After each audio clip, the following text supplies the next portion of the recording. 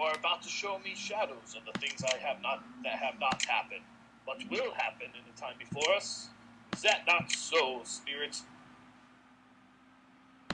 Spirit, will you not speak to me?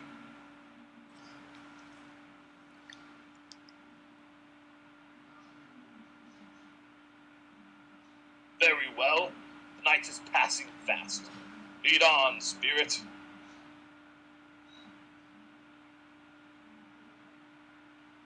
Why, I know this place. It is a stock exchange.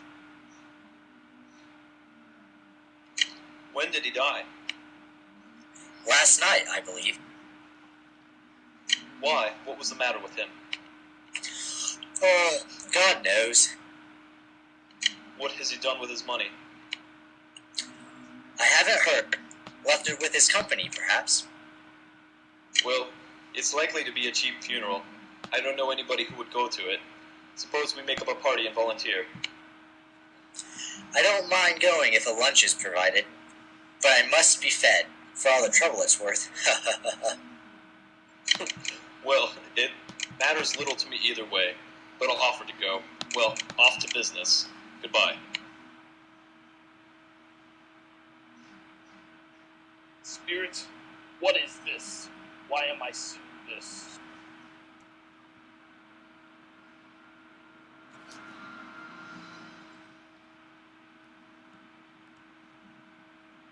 Isn't this something, Joe? All of us meet here without meaning it. What odds, Miss Dilber? Every person has a right to take care of themselves. Who's the wiser? We're not going to pick holes in each other's coats, I suppose. No, indeed.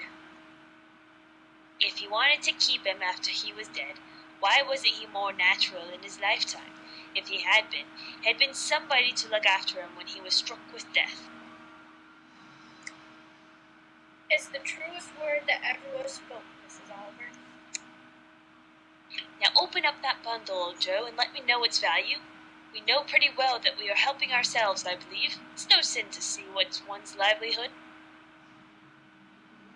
Aha! Mrs. Tappleton has been quite busy. Let's see. I'll give you £1.08 and not another sixpence if I was to be boiled for not doing it. Who's next? Ah, and what do you call this? Bed curtains? You take him down rings and all with him a-lying there? And why not? He was apt to catch his cold without him. £4, 6 shillings, and 2 pence, and not a penny more if I was to be boiled for it. He scared everyone away from him while he was alive, to profit us when he was dead. Surely there can be no reason to bring me to this God-forsaken part of the city. There must be someone who feels some emotion caused by this man's death. Show that person to me. I beg you.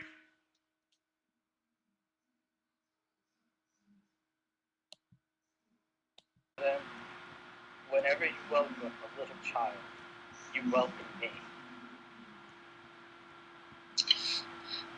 The candlelight makes my eyes weak, and I wouldn't show weak eyes to your father. It must be near his time. Past it, rather. But I think he's walked a little slower than he used to these last few evenings. Yes, I've known him to walk with. I have known him to walk with Tiny Tim upon his shoulder, very fast indeed. But he was very light to carry, and his father left him so. That is no trouble at all. Is that your father now?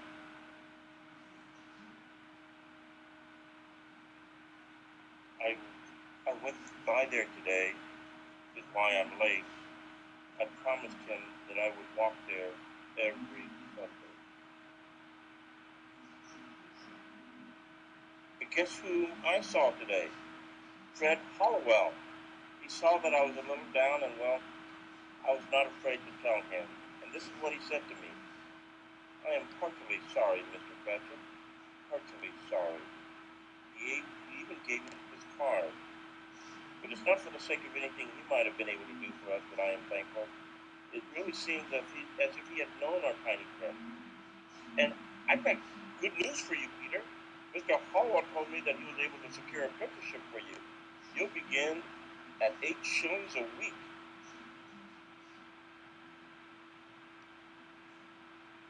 8 shillings a week?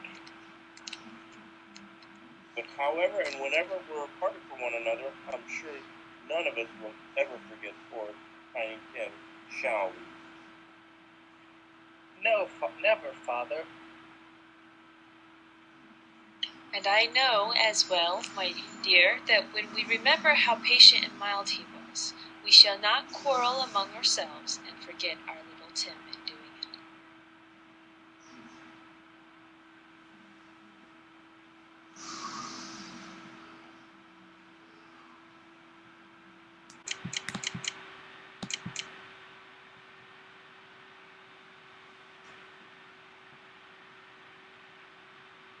What? Where am I? Wait. What day is this? How long have I been with the spirits? I'm alive! They're still here! I'm here! I don't know what to do! Hello, you boy! What day is it? It's Christmas Day. Christmas Day? Then the spirits have done it all in one night! Hello, my fine fellow! Do you know the poulterers in the next street? What a remarkable boy! You know whether they sold the prize turkey that was hanging up there?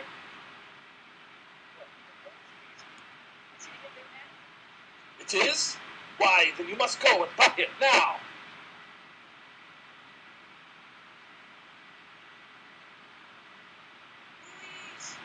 Oh, no, I really do mean it. Go and buy it and tell them to bring it round so that I can give them directions where to deliver it. Come back with him in less than 5 minutes, and I'll give you half a crown. I'll send it to Bob Cratchit's. He won't know who sent it. It's twice the size of Tiny Tim. On my soul, Tiny Tim will live. They did it all in one night. Oh, heaven and Christmas time be praised. A Merry Christmas to everybody.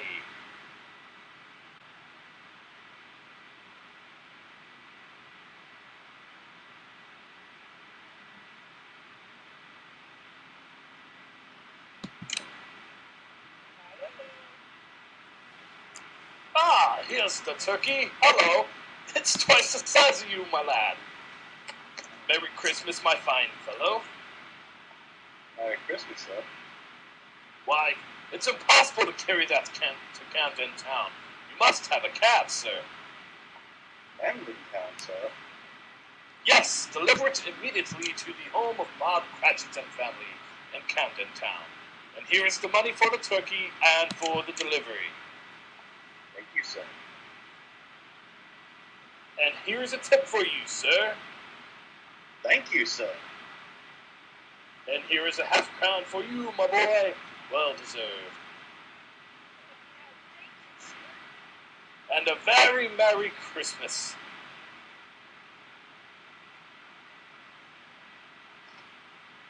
My dear sir, how do you do? I hope you did well yesterday. Yes, that's my name. Allow me to ask your forgiveness, and yours too, sir. Yes, sir. And will you? Lord bless me, my dear Mr. Scrooge. Are you quite serious? I don't know what to say. Just such generous... Don't say anything, please. Come and see me sometime, both of you.